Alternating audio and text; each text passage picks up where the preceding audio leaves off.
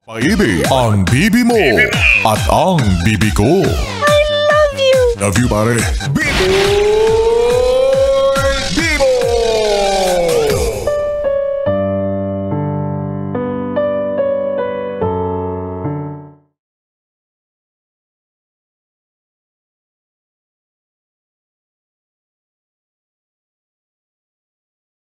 Bibi,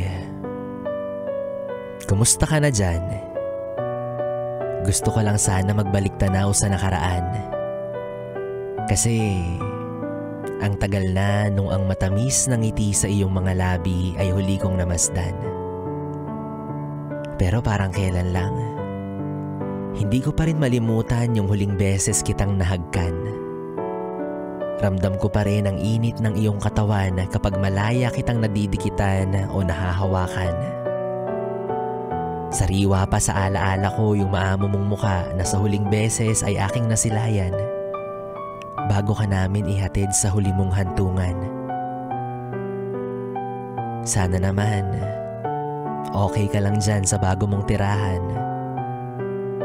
Kami, eto, patuloy pa rin sa mga hamon ng buhay. Mas naging mahirap nga lang mula nung tuluyan ka ng mawalay. Pakiramdam namin, nagmistulan kaming pilay. Nawalan kami ng kaagapay. Huwag mo kami masyadong aalalahanin, ha? Alam mo, nakakamiss ka. Ang dami ko sanang gustong sabihin sa'yo.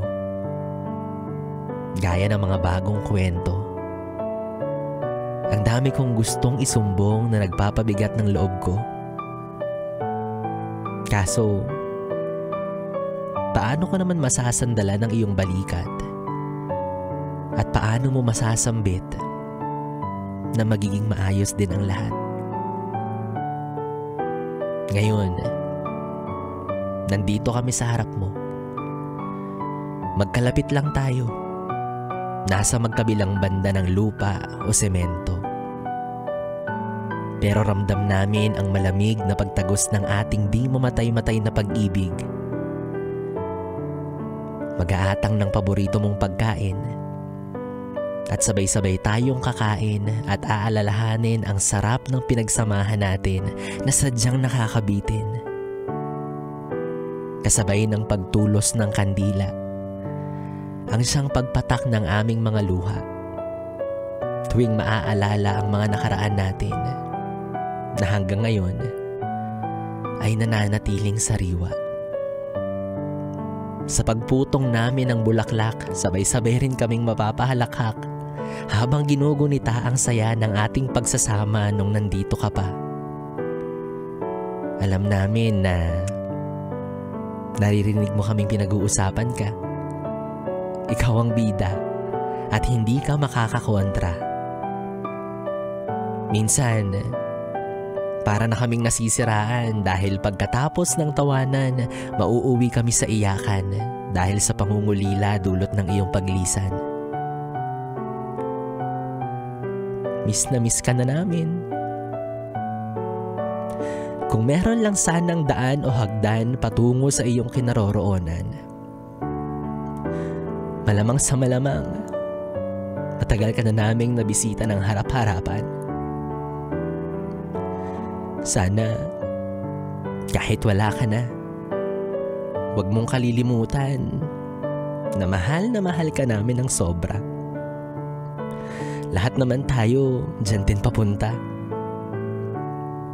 Pero sa ngayon, hintayan muna. Kapag dumating man yung pagkakataon na yan, ikaw ang una kong hahanapin sa kaharian. At ipaparamdam ko na ang pagmamahal ko sa iyo ay hindi nagbago at walang humpay. Maging sa kabilang buhay.